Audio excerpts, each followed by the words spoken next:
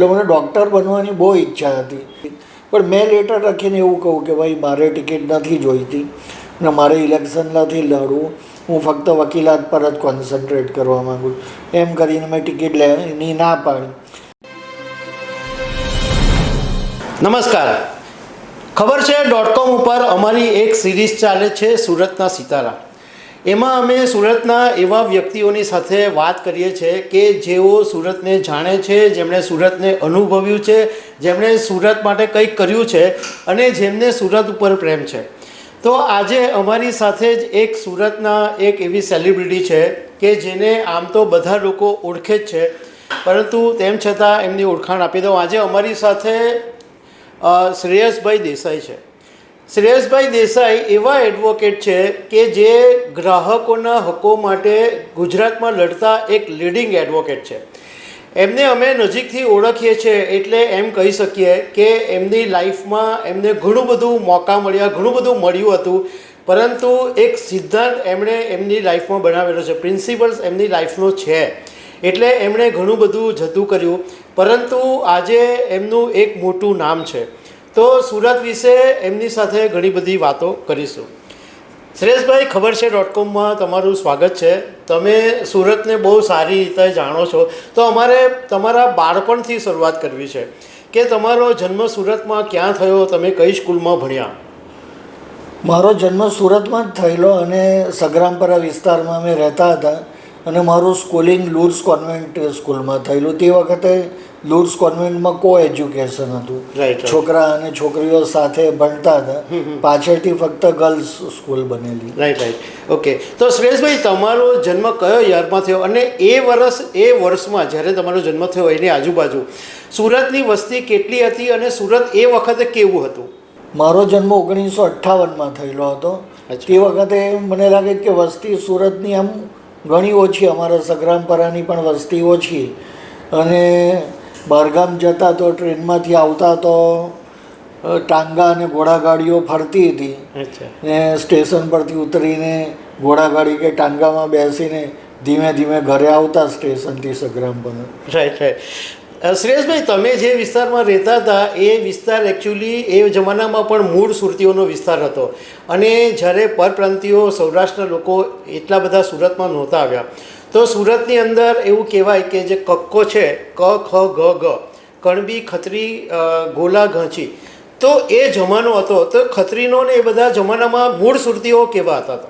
નહીં, મને એવું લાગે કે એ વખતે સુરતનું બેઝિકલી સાંસ્કૃતિક અથવા સામાજિક જીવન ઘણું જ સારું હતું. આજે બી સારું છે, ત્યારે ઘણું સારું હતું, અને બધા એકબીજા સાથે ખૂબ સારી રીતે હળતા મળતા સંબંધો રાખતા હતા, અને એટલે બહુ પેલું મિત્રતાપૂર્ણ વાતાવરણમાં બધા રહેતા હતા. મને એવું યાદ છે કે 1973માં કે 72માં મારા બ્રધરને એક બહુ મોટો એક્સિડન્ટ થઈ ગયેલો હતો, અને એક્સિડન્ટ થયો ત્યારે માથામાં હેડ ઇન્જરી થઈ અને 73 ટાંકા આવેલા. એટલે 73 ટાંકા એટલે બહુ વધારે કહેવાય. અને બ્રેન જોકે બચી ગયેલું હતું. પહેલાં બાલાજી એટલે પેલું ભટ્ટની હોસ્પિટલમાં દાખલ કર્યા, ત્યાંથી ડૉક્ટરોએ કીધું કે અમે અત્યારે ઇમરજન્સીમાં સારવાર આપી પણ મુંબઈ લઈ જવા પડશે. તો અમે મુંબઈ ગયા આખું ફેમિલી. તો ઘરને લોક નથી કર્યું અમે, બધા અડોશી પડોશીઓ બધા આવી ગયા ઘરે, એમ કે તમે ચિંતા નહીં કરતા, અમે બધું જોઈ લઈશું, તમે તમારી રીતે આ પહેલાં પેશન્ટને લઈને તમે મુંબઈ ઉપડી જાઓ. એટલે અમે અડોશી પડોશીના ભરોસે જ ઘર છોડીને પણ મુંબઈ ગયા. પણ એ જમાનો એટલો હતો કે એકબીજાને પડખે ઊભા રહેતા હતા, એકબીજાને મદદ કરતા હતા. એ રીતે એક બહુ સારો એ હતો વાતાવરણ. સુરેશભાઈ, તમે કયા માધ્યમમાં ભણ્યા? ગુજરાતીમાં ભણ્યા કે તે વખતે લુડ્સની અંદર તમે અંગ્રેજી માધ્યમમાં ભણ્યા? ના, હું ગુજરાતી માધ્યમમાં જ ભણેલો, અને મને પોતાને એવું માનું છું આજે પણ કે જે સ્કૂલિંગનું જે એજ્યુકેશન છે તે હંમેશા મધર ટંગમાં જ થવું જોઈએ, જેની જે માતૃભાષા હોય તેમાં જ, તો જે સબ્જેક્ટ પર ગ્રીપ આવે. ઇંગ્લિશ મીડિયમમાં ભણવાથી ઇંગ્લિશ કદાચ સુધરે પણ સબ્જેક્ટનું એટલું ગ્રીપ આવતી નથી એવું માનું છું. હું ગુજરાતી મીડિયમમાં ભણ્યો, મારો બ્રધર ગુજરાતી મીડિયમમાં ભણ્યો, જે અત્યારે અમેરિકાની ખૂબ જાણીતી યુનિવર્સિટી ડ્યુક યુનિવર્સિટીમાં પ્રોફેસર છે, ને દુનિયાની ઘણી યુનિવર્સિટીમાં એના વિઝિટિંગ લેક્ચરર તરીકે એને બોલાવે છે. તો તો ગુજરાતી મીડિયમમાં ભણવાથી કોઈ તકલીફ નથી પડી એમ.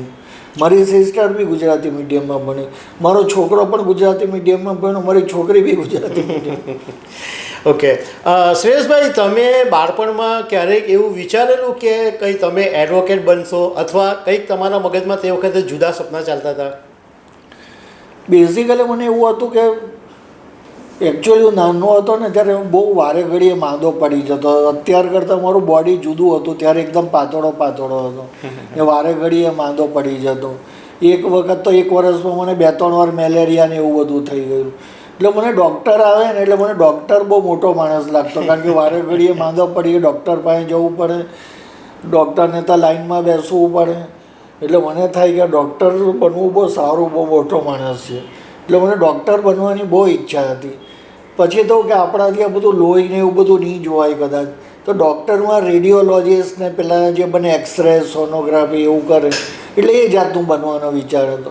પણ મારા ફાધર એસ્ટ્રોલોજી જાણતા હતા, એટલે એસએસસીમાં ત્યારે તો 11મું ધોરણમાં એસએસસી હતું ને પછી પ્રી સાયન્સ, પ્રી કોમર્સ ને પછી મેડિકલ તમે ફિલ્ડ સિલેક્ટ કરી શકો.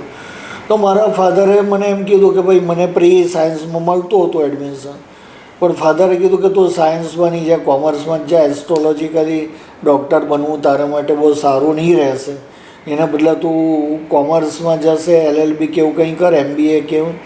એટલે પછી મેં એમની ઈચ્છાને માન આપીને પછી કોમર્સમાં ગયો. એટલે મારી એક લાઈન ત્યારે ચેન્જ થઈ ગઈ. બાકી આમ મારી મૂળભૂત ઈચ્છા ડૉક્ટર બનવાની હતી. શ્રેયસભાઈ, અમે એ પણ તમારા વિશે જાણ્યું છે કે તમને રાજકારણની અંદર પણ તક મળેલી અને તમે એક વખત કોર્પોરેટર બનેલા. કદાચ આજે તમે રાજકારણમાં હતે તો કઈ ધારાસભ્ય કે સાંસદ પણ બની ગયા હતા. તો તમે આ રાજકારણનું આટલું મહત્ત્વનું પદને પણ શું કામ જતું કર્યું?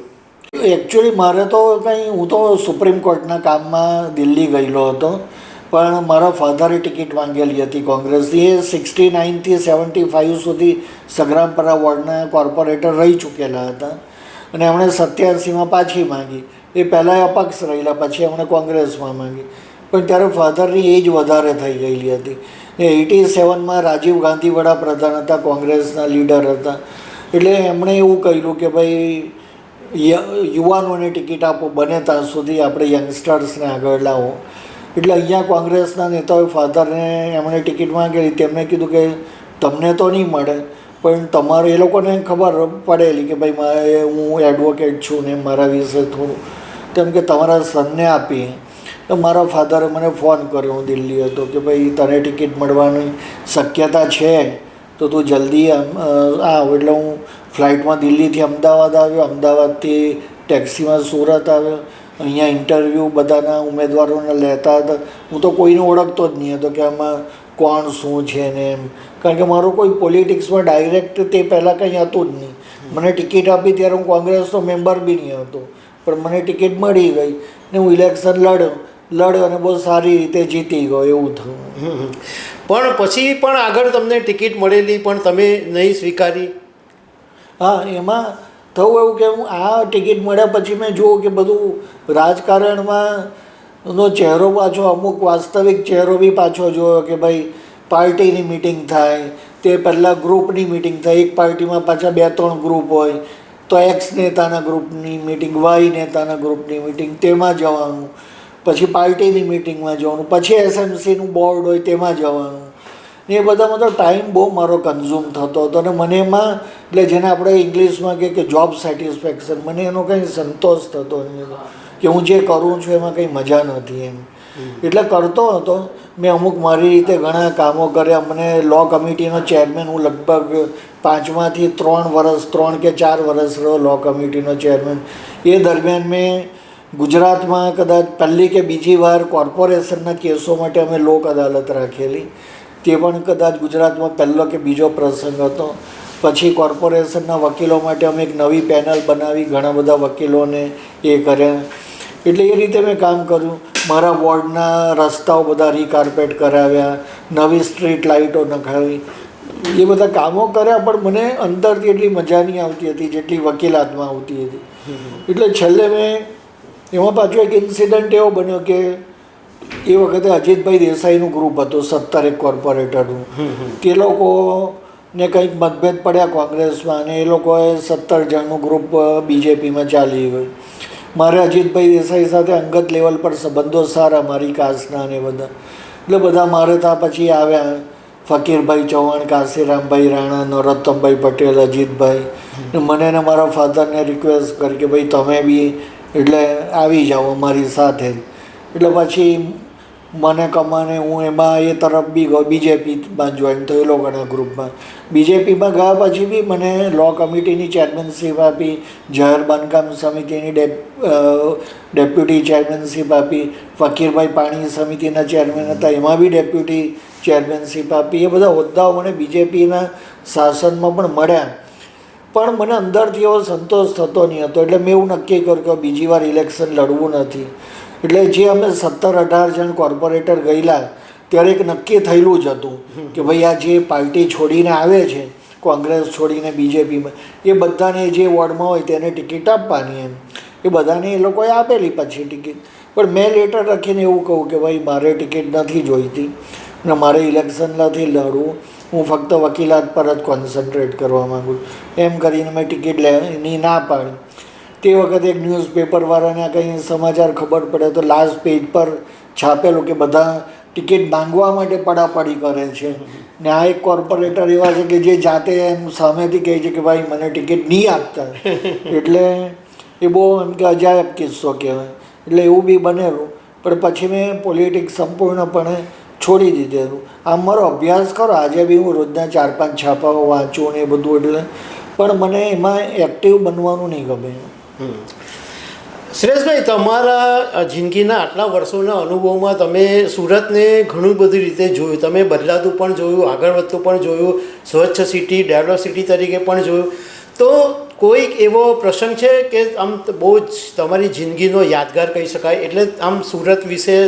સુરત સિટીમાં રહેવાનું ગમે છે, જ એક આનંદ છે એમ કે અહીંના લોકોને હળવું મળવું અહીંયા. કારણ કે મેં છે ને મેં LLBનું પહેલું વર્ષ અહીંયા સુરત કર્યું, 2 વર્ષ અમદાવાદ કર્યા.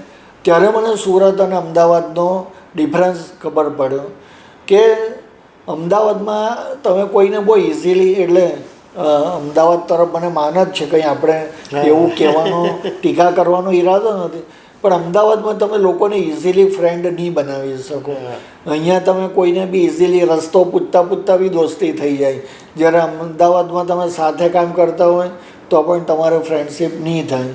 એટલે થોડું પ્રોફેશનલ એપ્રોચ થોડો વધારે એવું મને લાગ્યું. જ્યારે આપણા સુરતના લોકો બહુ આમ ફ્રેન્ડલી એકબીજા સાથે એ મળી જાય, રિલેશન બનાવે અને રિલેશન નિભાવે, એ મને સુરતની એક વિશિષ્ટતા મને ગમે છે. એ સિવાય કોઈ એવો સુરેશભાઈ આમ કોઈ બીજો કોઈ તમને પ્રસંગ યાદ આવતો હોય તો? નહીં, પ્રસંગ એટલે જેમ કે અમારા આવા બધા પ્રસંગો તો સોશિયલ, એમ મારા જનોઈ થયા, મારા બ્રધરના જનોઈ થયા, તો લોકોનો બહુ સાથ, બધો સહકાર, બધા જાતે મળીને કામ કરે. હું કોર્પોરેટર બન્યો તો હું તો કોઈ દિવસ સ્કૂલમાં કે કોલેજમાં બી ઇલેક્શન નહીં લડેલો. ને સંગ્રામપરા વોર્ડ તો બીજેપીનો ગઢ ગણાય, તેમાં હું કોંગ્રેસની ટિકિટ પર લડતો હતો. તો પણ લોકોનો એટલો બધો સપોર્ટ હતો કે લોકોએ 3 વોટ આપવાના હતા, 2 વોટ ભાજપને આપ્યા અને 1 વોટ મને મારા નામ પર આપ્યા, પાર્ટીના નામ પર કરતાં મારા નામ પર આપ્યા વ્યક્તિગત રીતે. એટલે લોકોનો જે આ રીતે પ્રેમ અને ઉષ્મા ભરેલો જે પેલો સહકાર મળી રહે, એવું મેં આ સુરતમાં જોયું છે. ઓકે, સુરેશભાઈ, તમે એડવોકેટ ભણ્યા પછી ઘણા બધા એવી લાઈન છે કે જેની અંદર તમે જઈ શક્યા હતા, પરંતુ ગ્રાહકોની સુરક્ષા માટે લડવાનું, ગ્રાહકોના હકો માટે લડવાનું, એ તરફ જનારા એડવોકેટ, વકીલો બહુ ઓછા હોય છે.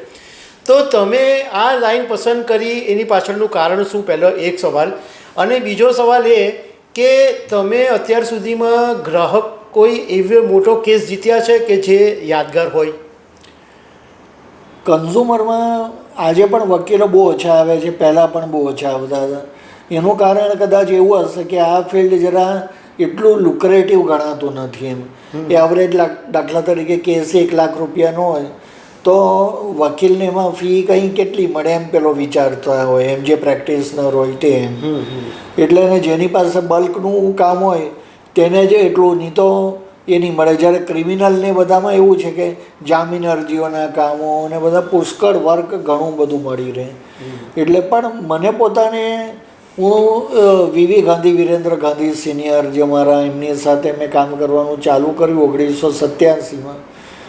તે એ જ પીરિયડમાં કન્ઝ્યુમર પ્રોટેક્શન એક્ટ પાર્લામેન્ટમાં પસાર થયો ને એની બુક બહાર પડી. તો એમણે મને એક આ બુક વાંચો આપી કન્ઝ્યુમર પ્રોટેક્શન એક્ટની, કે શ્રેયસભાઈ તમે આ વાંચો ચોપડી, અને ભવિષ્યમાં આ કાયદાનો માં બહુ ડેવલપમેન્ટ થવાનું છે. એટલે મેં વાંચી. પછી બીજા દિવસે પાછું મેં એમને કહું કે સાહેબ મેં વાંચ્યું પણ મને આમાં કંઈ દમ દેખાતો નથી આ કાયદામાં. કારણ કે 1 લાખ રૂપિયા સુધીના કેસો જિલ્લા ફોરમમાં થાય, 1 લાખથી ઉપરના કેસો અમદાવાદ કરવા પડે, સ્ટેટ કમિશન. તો લાખ રૂપિયાના કેસમાં શું સ્ટે આપવાના પાવર્સ બી નહીં મળે કોર્ટને કોઈ પાવર્સ જ ખાસ નહીં મળે. પણ વિરેન્દ્રભાઈ કીધું કે આજે તમને એવું લાગે છે ભવિષ્યમાં ફિલ્ડ બહુ જ ડેવલપ થશે, એટલે તમે આમાં કોન્સન્ટ્રેટ કરો.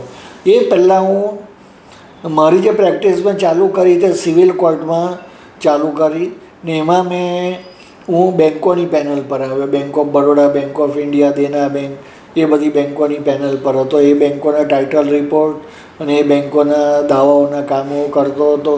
ઉપરાંત યુનાઇટેડ ઇન્ડિયા ઇન્સ્યોરન્સ કંપની અને ન્યૂ ઇન્ડિયા ઇન્સ્યોરન્સ કંપનીનો હું પેનલ એડવોકેટ હતો ને મોટર એક્સિડન્ટ ક્લેમ પિટિશનના કેસો બી ચલાવતો હતો. એ રીતે હું બિઝી હતો.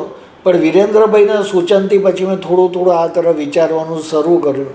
એ દરમિયાન બીજી એક ઘટના એવી બની કે 1991ના અરસામાં ગુજરાત આપણે સુરતના ડિસ્ટ્રિક્ટ એટલે ગુજરાતમાં વકીલોમાંથી ડાયરેક્ટ સિવિલ જજ સિનિયર ડિવિઝનના સિવિલ જજ તરીકે ડાયરેક્ટ વકીલોમાંથી લેવાના હતા. એટલે હાઈકોર્ટે નામો મંગાવેલા. એમાં સુરતમાંથી મારું નામ બી ગયેલું હતું. અને એમ કરીને પછી અમને ઇન્ટરવ્યૂ માટે હાઈકોર્ટમાં બોલાવ્યા. લગભગ 100 જણને બોલાવેલા હતા વકીલોને આખા ગુજરાતમાંથી. અને હું ઇન્ટરવ્યૂ માટે હાઈકોર્ટમાં ચેમ્બરમાં દાખલ થયો સાહેબની. એટલે હાઈકોર્ટના 2 ન્યાયમૂર્તિઓ બેઠા હતા અને એમણે મારો બાયોડેટા, મારો પરિચય એમના હાથમાં જ હતો. એમણે જોઈને મને પહેલો જ સવાલ એ કર્યો કે you are on the panel of so many institution, still you want to come for this post. તમે આટલી બધી સંસ્થાઓની પેનલ પર તો છો જ, તો તમે આ પોસ્ટ પર આવવા માગો છો? એટલે મેં કીધું કે હા સાહેબ, મને થોડું ન્યાયતંત્રની સેવા કરવાનો બી ઈચ્છા ખરી. તો એમણે કીધું કે તમે સિવિલ જજને બદલે ડાયરેક્ટ ડિસ્ટ્રિક્ટ જજ પણ બની શકો આગળ જતાં. મેં કીધું કે હા એ પણ વાત ખરી, પણ અત્યારે મને એમ વિચાર આવે કે ભાઈ આપણે ન્યાયતંત્રની સેવા કરવા જો આ તક મળતી હોય તો લેવી જોઈએ. એટલે પછી મેં આને માટે મને પૂછેલું ત્યારે સંમતિ આપી એમ મેં કહ્યું. એમણે કીધું કે સારું. પછી મને કોઈ બીજા સવાલ પૂછેલા નહીં હતા. બીજા લોકોના ઇન્ટરવ્યૂ થયા, એમાં ઘણાને બધા સવાલો પૂછ્યા. પછી જ્યારે લિસ્ટ બહાર પડ્યું, 6 જણને એ લોકોએ પસંદ કર્યા. એ 6માં સૌથી પહેલું નામ મારું હતું અને મને સિવિલ જજ સિનિયર ડિવિઝનમાં રાજકોટમાં પોસ્ટિંગ પણ આપેલું હતું. પણ પછી મેં ત્યાં સુધીમાં મારો પાછો વિચાર ફેરવાઈ ગયો કે ભાઈ આપણે નથી જવું. એટલે હું નહીં ગયો અને અહીંયા મેં કન્ઝ્યુમર એટલે અહીંયા જ રહેવાનું એ પસંદ કર્યું. ત્યાર પછી એટલે આ 92માં બધું બન્યું, 91-92માં. ત્યાર પછી મેં કન્ઝ્યુમરમાં વધારે કોન્સન્ટ્રેટ કર્યું એમ. શ્રેયસભાઈ, અમને એવું પણ જાણવા મળેલું કે તમે સિવિલના ઘણા બધા કેસો તમે જવા દીધેલા, તો એની પાછળનું પણ શું કારણ હતું? હું bank of Baroda, Dena bank, bank of India એ બધાની પેનલ પર હતો. એટલે એ લોકોના ટાઇટલ રિપોર્ટો તો બનાવતો જ, પણ એ બધાના દાવાઓના કામો બી મારી પાસે હતા. અને એવા લગભગ મારી પાસે 150-200 કામો હતા. ઉપરાંત મારી પાસે motor accident claim petition, United India insurance અને ન્યૂ ઇન્ડિયા ઇન્સ્યોરન્સ, એ 2 કંપનીઓ તરફે આવવાનું, તેના 150-200 બ્રીફો હતી. હવે આ બધું કન્ઝ્યુમર કોર્ટ અલગ જગ્યાએ ચાલે અને આ કોર્ટ અલગ જગ્યાએ ચાલે.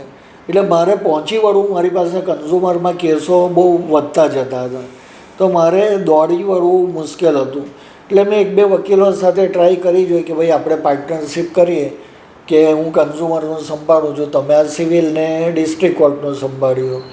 પણ એમાં બહુ મજા આવી નહીં પછી. એટલે મને થયું કે હવે મને બહુ અનુકૂળ આવતું નથી, એટલે મેં બેંકોને બધી રિક્વેસ્ટ કરી કે તમે બ્રીફો લઈ લો મારી પાસેથી પાછી. એટલે 300 બ્રીફ એટલે 150-200 બ્રીફો એની ગઈ, પાછી આપી દીધી. અને વીમા કંપનીમાં મારે એવું થયું કે કન્ઝ્યુમરમાં મારે વીમા કંપનીની સામે જ આવે બધી ફરિયાદો, તો હું ડબલ રોલ તો કેવી રીતે કરું કે એક કન્ઝ્યુમરમાં વીમા કંપનીની સામે ને મોટર એક્સિડન્ટમાં વીમા કંપનીની તરફેણમાં. એટલે મેં એ લોકોને પણ રિક્વેસ્ટ કરી કે તમે લઈ લો, તો એ લોકોએ નહીં બી લગભગ 200-300 બ્રીફ હતી. એમ મેં લગભગ 400-500 કેસો જવા દીધા એમ. એટલે એવરેજ ગણો એકની 11,000 ફી ગણો તો બી આટલું મેં ત્યારે કામ જવા દીધું એમ. રાઈટ. શ્રેયસભાઈ, આપણે સરકારે ઘણા સમયથી ગ્રાહક જાગો એવું અભિયાન ચલાવ્યું છે. તમે ઘણા વર્ષોથી છાપાઓમાં કોલમ લખો છો, તમે પોતે લેખ બી લખો છો, લેખક છો તમે. તો ગ્રાહકોના જે એટીટ્યૂડ છે, ગ્રાહકોમાં જે અવેરનેસ કહેવાય, એમાં કંઈ ફેરફાર આવ્યો છે? આજે કંઈ ગ્રાહક એલર્ટ થયો છે, ગ્રાહક જાગ્યો છે ખરા આજે? પહેલાં વર્ષે 801 કેસો દાખલ થતા સુરતની કન્ઝ્યુમર કમિશનમાં. આજે વર્ષે લગભગ 3,000-3,500 કેસો દાખલ થાય છે. એટલે એટલી અવેરનેસ વધી છે પહેલાં કરતાં. એટલે વધી છે અવેરનેસ, એમાં તો કંઈ ના નથી એમ. શ્રેયસભાઈ, સાથે વાત થઈ છે તો એ પણ પૂછવું લેવું જોઈએ કે ગ્રાહકોએ શું ધ્યાન રાખવું જોઈએ? એટલે કોઈ પણ રેકોર્ડ પહેલાં રાખવો કે એટલે કોઈ કંપનીની સામે લડત આપવી હોય તો ગ્રાહકે પહેલાં શું પોતે રાખવું જરૂરી પડે? સામાન્ય રીતે જો આપણે પેલી ચીજ વસ્તુને એની ખરીદીની કે એપ્લાયન્સીસ, ટીવી, ફ્રીજ એ બધાની ફરિયાદ હોય તો દરેક પાસે બિલ વોરંટી કાર્ડ હોવા જોઈએ, જે આપણે ઘણીવાર નથી લેતા કે ચાલશે એમ કરીને, પણ બિલ વોરંટી કાર્ડ હોવા જોઈએ. પણ મોટે ભાગે અત્યારે ફરિયાદો જે હોય છે ને તે ઇન્સ્યોરન્સ કંપનીની હોય છે. એટલે વીમો લેતી વખતે બહુ કાળજી લેવી પડે. તમે પ્રપોઝલ ફોર્મ ભરો તો પહેલાં જો તમને વીમો લેતી વખતે તે પહેલાં કોઈ બીમારી હોય તો એ પ્રપોઝલ ફોર્મમાં જણાવી દેવી જોઈએ કે ભાઈ મને પહેલાં આ બીમારી હતી એમ તમે જણાવો. જો એ નહીં જણાવો તો તમે સપ્રેશન ઓફ મટીરિયલ ફેક્ટ કહેવાય. પ્રી એક્ઝિસ્ટિંગ ડિઝીઝ હોય, પ્રી એક્ઝિસ્ટિંગ એટલે પહેલેથી જે અસ્તિત્વમાં છે તે તેવી બીમારી તમે છુપાવી તો તમને ક્લેમ નહીં મળે ને પછી લડવું પડે.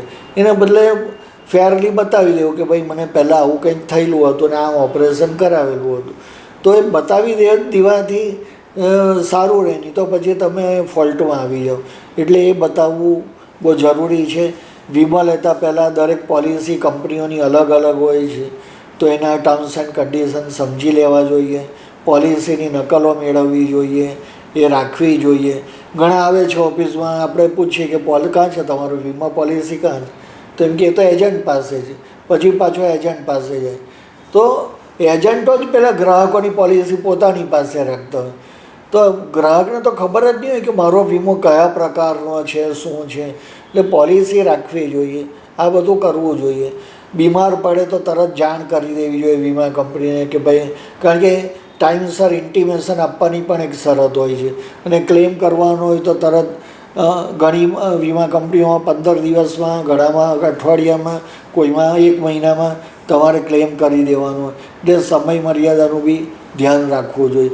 આ બધું કરો તો ટેકનિકલ કારણસર તમારો ક્લેમ નીકળી નહીં જાય. શ્રેયસભાઈ, સુરત માટે વર્ષોથી કહેવત છે કે સુરતનું જમણ અને કાશીનું મરણ. અને સુરતની જે અમુક ફૂડ છે એ વર્ષોથી ફેમસ છે. જેમ કે ઘરી ફેમસ છે, ઈશ્વર તુલસીની રતાળુની પૂરી વર્ષોથી ફેમસ છે, લોચો ફેમસ છે. તો તમારા જમાનાની અંદર એવું કોઈ ફૂડ હતું કે જે બહુ ફેમસ હતું, અત્યારે નહીં હોય અને એ તમે ગ્રુપમાં ખાવાની મજા આવતી હોય? અમે નાના હતા ને, સંગ્રામપુરામાં રહેતા ત્યારે નવસારી બજારમાં દુર્લભજીની પેટીસ બહુ ફેમસ હતી ને સ્ટેશન પર ઈશ્વર તુલસીની રતાળોની પૂરી. મને લાગે કે હવે ઈશ્વર તુલસીની દુકાન બી બંધ થઈ ગઈ લાગે, ઓછું થઈ ગઈ. અને દુર્લભજીની પેટીસ બી હવે ખબર નહીં પહેલાં જેવી હોય, કારણ કે સંગ્રામપુરામાં અમે રહેતા નથી. પણ આ બહુ ફેમસ હતી એમ. મારા પપ્પાને પણ ખાવાનો શોખ, એટલે ઘણીવાર તો સંગ્રામપુરાથી ગાડી મોકલે, ડ્રાઈવર જાય સ્ટેશને, રતાળોની પૂરી લઈ આવે, એવું હતું એમ થતું હતું. ઓકે. શ્રેયસભાઈ, તમે સુરતને આટલું બહુ નજીકથી આટલું સારી રીતે જોયું છે, તો હજુ તમને એવું થાય છે કે મારા શહેરની અંદર કંઈક બીજું હોવું જોઈએ બીજા શહેરોની સરખામણીએ આ હોવી જોઈએ એવી તમારી કોઈ અપેક્ષા છે, એવું કોઈ સપનું છે? આપણે એમ સૌથી પહેલાં તો એમ કહીએ કે ભાઈ સુરતનું જમણ, પણ મને નથી લાગતું કે અત્યારે સુરતમાં કોઈ સારું રેસ્ટોરન્ટ હોય એમ. એના બદલે અમદાવાદ જઈએ તો આપણા સુરતમાં ગુજરાતી ડાઇનિંગ હોલ જ કયો સારો છે એમ જોઈએ તો, ભાગ્યે જ એમ દેખાય. તો સુરતનું જમણ એ કહેવતને સાર્થક કરે એવા કોઈ ડાઇનિંગ હોલ પણ હોવા જોઈએ. મને ઘણીવાર ઈચ્છા થાય કે બહાર જઈને ગુજરાતી આપણે કંઈ ખાઈએ, પણ કંઈ મળતું જ નથી. કોઈ ભાગ્ય હમણાં કોઈ એવો બહારની જ છે બધી, જે પણ છે ફ્રેન્ચાઇઝી બહારની જ છે. હા, કે બીજું પણ તમે ખાઈએ પછી. અને આપણે ગુજરાતીઓ બિચારા બહુ સીધા સાદા માણસ છે. આપણે આખા ભારતનું ફૂડ અપનાવી લીધું છે. આપણે સાઉથ ઇન્ડિયન ફૂડ અપનાવ્યું, આપણે મહારાષ્ટ્રીયન ફૂડ અપનાવ્યું, આપણે પંજાબી ફૂડ અપનાવ્યું, આપણે બેંગાલી ફૂડ અપનાવ્યું. એમાંના કોઈએ ગુજરાતી ફૂડ નહીં અપનાવ્યું એમ. ઘણા અમારા મેનેજરો બી નોન ગુજરાતી હોય. હું કહું કે ચાલો ને આજે આપણે ગુજરાતી થોડું ટેસ્ટ તો કરો. નહીં નહીં નહીં નહીં વો નહીં એમ ના જ કહી દે. ઘણીઓને અમારે ત્યાં આપણે પ્રસંગ હોય, રિસેપ્શન રાખ્યું હોય તો એ લોકો એવું માને કે આ ગુજરાતી છે તો આ લોકોને ત્યાં ગુજરાતી ખાવાનું જ હશે, તો એ લોકો આવવાનું બી એવોઇડ કરે એમ. એટલે જ્યારે આપણે બધું પાઉંભાજી બી અપનાવી દીધી, મસાલા ઢોસા બી અપનાવી દીધા, કાજુ કતરી બી અપનાવી દીધી, ને પનીરની તો કેટલી બધી આઈટમો એમ. એટલે હું એવું માનું છું કે સુરતમાં સારું ફૂડ ગુજરાતી મળવું જોઈએ. હું અમદાવાદ જાઉં તો અમદાવાદમાં કોઈ પણ એરિયામાં તમને સારો ડાઇનિંગ હોલ ગુજરાતી મળી જાય, સરસ ખાવાનું તમને મળે. એવું અહીંયા નથી. રસ્તાઓ બી આમ તો એકંદર અત્યારે સારા છે, પણ ઘણીવાર પેલા ટ્રાફિકના અને બધા પ્રશ્નો થાય છે, એ નહીં થવા જોઈએ. અને એરપોર્ટ બી ડેવલપ જેટલું થવું જોઈએ. સુરતની જે સ્ટેટસ છે કે સુરતની વસ્તી છે, સુરતમાં જે પોપ્યુલેશન છે એના પ્રમાણમાં જોઈએ તો એરપોર્ટના ડેવલપમેન્ટ માટે હજુ ઘણું બધું કરવાનું બાકી છે એમ. તમને ફ્લાઇટ અહીંયાથી ઘણી બધી ડાયરેક્ટ નથી મળતી. મારે જગન્નાથપુરી જવું હતું તો અમદાવાદ જવું પડે કે મુંબઈ જવું પડે, ને ત્યાંથી ભુવનેશ્વરની ફ્લાઇટ લઈને ભુવનેશ્વરથી ટેક્સીમાં જવું પડે. એટલે એરપોર્ટનું પ્રોપર હજુ ડેવલપમેન્ટ થવાનું બાકી છે, એટલે એ પણ થવું જોઈએ એવું મારું માનવું. સુરેશભાઈ, એક છેલ્લો સવાલ પૂછી લઉં કે તમે અહીંયા સુરતની અંદર જે આખો સૌરાષ્ટ્ર વરાછાનો જે વિસ્તાર છે એ બધા લોકોને આવતા જોયા હશે, કારણ કે એ શરૂઆત થઈ અને આખો એક વરાછાનો વિસ્તાર મિની સૌરાષ્ટ્ર બની ગયો. એવી રીતના પરપ્રાંતિયોનો જે વિસ્તાર છે પાંડેસરા બધીને એ બી ધીરે ધીરે કરીને આખા એક સુરત મિની ભારત બની ગયો. તો આ તમે જોયું તો એવો તમને આઈડિયા છે કે તે વખતે જ્યારે લોકો આવતા હતા વરાછાના લોકો, તો તે વખતે કોઈ તમારા મગજની અંદર વિચારણા કે ચર્ચાઓ એ વખતે ચાલતી હતી? ને અમે નાના હતા ત્યારથી જ આ બધો પ્રવાહ આવવાનો ચાલુ થઈ ગયેલો હતો. આમ તો એ લોકો આવ્યા તે આપણે તેમાં કંઈ વાંધો લેવાનો આપણને કોઈ હક નથી કે વાંધો લેતા બી નથી, પણ કે આવ્યા એ લોકોએ સુરતના વિકાસ માટે સારું કોન્ટ્રીબ્યુશન બી કર્યું, એ બરાબર છે બહારના લોકોએ બી. પરંતુ એવું થાય છે અમે સિટી લાઇટ રોડ પર રહીએ, અમારા ઘરમાંથી અમે બહાર નીકળીએ ને પગ મૂકીએ કે સોસાયટીમાં, ઘરની પણ બહાર પગ મૂકીએ કે સોસાયટીની બહાર પગ મૂકીએ એટલે કમ્પલસરીલી અમારે હિન્દી જ બોલવું પડે. અમારા એરિયામાં ગુજરાતીઓ બહુ જ ઓછા મળે એમાં. એટલે ગુજરાતીઓનું મને લાગે છે કે કોન્સન્ટ્રેશન કદાચ અડાજણ એરિયામાં જ છે વધારે. એટલે મને હિન્દી ભલે રાષ્ટ્રભાષા હોય પણ બહુ હિન્દી બોલવાનું હોય તો મને તકલીફ પડી જાય. ઓકે, તો દર્શક મિત્રો એક તમે મને પૂછ્યું પણ હું ભૂલી ગયો કે ઘણા બધા સારા કેસો આવે જ, અને ઘણા બધા કેસો એવા હોય છે કે જીતીશું કે નહીં જીતીશું, ન્યાય અપાવી શકીશું કે નહીં. હું હંમેશા વકીલાત શરૂ કરી ત્યારથી પ્રાર્થના કરું ભગવાનને કે મારા પાસે જે ન્યાય મેળવવા માટે આવે તેને હું ન્યાય મેળવવામાં મદદ કરી શકું, હેલ્પફુલ થાઉં, એટલી મને એનર્જી આપજે. અને ભગવાનની દયાથી લગભગ 90-92% કેસોમાં અમે સફળ થઈએ છીએ લોકોને ન્યાય અપાવવામાં. હમણાં બી એક થોડા દિવસ પહેલાં એક સારું જજમેન્ટ આવ્યું. વરાછા રોડ પરનો જે કેસ હતો, બે મિત્રો જ હતા. એક મિત્રએ બીજા મિત્રને એમ કીધું કે મારી પાસે અમુક મંત્ર છે ને એવી પૂજા, એ મંત્ર બોલીને આપણે પૂજા કરીએ ને તો 3 ગણા પૈસા થઈ જાય. હવે પેલા પાસે કંઈ પૈસા આવ્યા હશે ને તે પેલા મિત્રને ખબર હશે, એટલે પેલાએ કીધું કે 3 ગણા થઈ જાય. કે ક્યાં 3 ગણા થઈ જાય? તેમ કે ચાલની મારી પાસે આવેલા છે, તેમ કે લઈ લે એ પૈસા, બીજા બી તારે કોઈની પાસે લેવા હોય તો લઈ લે. એમ કરીને પેલો સારા એવા બધા પૈસા ભેગા કર્યા, બંને લઈને બેગમાં કે જેમાં હશે ભરીને ગયા બે મિત્રો. અને આપણા તાપીના કિનારા પર કોઈક જગ્યાએ ગયા. ત્યાં શું થયું એ બે વચ્ચે તો એ બે જ જાણે. પણ જે વાત સાંભળીને સમજાય મુજબ ત્યાં પછી મંત્રને બાને તો એ તો ખાલી જ હતું, ઝપાઝપી થઈ ને પેલો ક્લોરોફોર્મ બી લઈ ગયેલો હતો. તેણે પેલા પૈસાવાળા માણસને ક્લોરોફોર્મ સૂંઘાડીને નદીમાં ધક્કો મારીને ફેંકી દીધો ઝપાઝપીમાં, પૈસા લઈને ભાગી ગયો.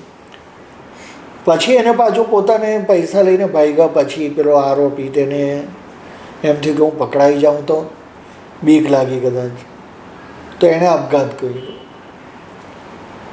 એટલે એ થયું. હવે જે પેલો પહેલો મરી ગયો નદીમાં ડૂબીને, તેનો ઇન્સ્યોરન્સ હતો, એક્સિડન્ટ ઇન્સ્યોરન્સ. એટલે તેના ફેમિલી મેમ્બરે ક્લેમ કર્યો, લગભગ 27 લાખનો હતો. એટલે તેણે ક્લેમ કર્યો. એટલે વીમા કંપનીએ કીધું કે ભાઈ આ તો કાવતરું હતું ને મર્ડર હતું ને આમ ને તેમ એમ કરીને ક્લેમ નહીં આપ્યો. તો મારી પાસે મેં કીધું કે જો કેસ તો જરા અઘરો લાગે છે, પણ ત્યાં કોઈ સાક્ષી કે વિટનેસ નહીં હતું શું હતું થયું તે. એટલે મેં મારી રીતે સ્ટોરી બનાવી કે ભાઈ બે મિત્રો ગયા, પેલા એને 3 ગણા પૈસા કરવાનું કહ્યું, ત્યાં ગયા. પછી કોઈક બાબતે મતભેદ પડ્યા અને બંને વચ્ચે વાતચીત થઈ. એમાં ઉશ્કેરાટમાં પેલા એને ધક્કો માર્યો ને એનો ઈરાદો મર્ડર કરવાનો નહીં હતો. મર્ડર કરવાનો હતો તો એ ચપ્પુ કે એવું બી લઈને જાતે, એમ ગમે તે લઈને જાતે, પણ એ ક્લોરોફોર્મ જ લઈ ગયેલો. એટલે એનો ઈરાદો કે ક્લોરોફોર્મ સૂંઘાડી દઉં ને પૈસા લઈને ભાગી જાઉં, એમ એટલો જ એનો ઈરાદો હતો. એટલે મર્ડર નહીં કહેવાય પણ એક્સિડન્ટલ ડેથ કહેવાય. એક્સિડન્ટથી થયેલું, બે માણસ વચ્ચે ધક્કા ધુક્કી થાય ને પેલો પડી જાય નદીમાં ને મરી ગયો. એટલે કોર્ટે એ અમારી વાત માની સુરતમાં, ને પછી અમદાવાદ અપીલ થઈને અમદાવાદની કોર્ટે બી વાત માની. અને એમાં થયું કે ભાઈ એક્સિડન્ટલ ડેથ જ કહેવાય. જો મર્ડર હોય તો ક્લેમ નહીં મળે, પણ એક્સિડન્ટલ ડેથ હતો એટલે એને કોર્ટે એવોર્ડ આપવાનો એ ઓર્ડર કર્યો.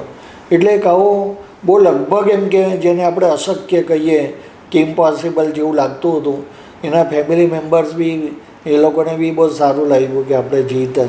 એટલે આવી રીતે ઘણા બધા આવા કેસો હોય છે કે જેમાં આપણે લોકોને ન્યાય અપાવી શકીએ છીએ ને લોકો ન્યાય મેળવી શકે છે. તો દર્શક મિત્રો, આપણે જોયું કે સુરતના સિતારામાં શ્રેયસભાઈ દેસાઈ કે જેઓ ગ્રાહક સુરક્ષાના બહુ જ જાણીતા એડવોકેટ છે, એમની પાસેથી આપણે ઘણી બધી વાતો સાંભળી. શ્રેયસભાઈ, થેન્ક યુ વેરી મચ. ખબર છે .com પર. Thank you.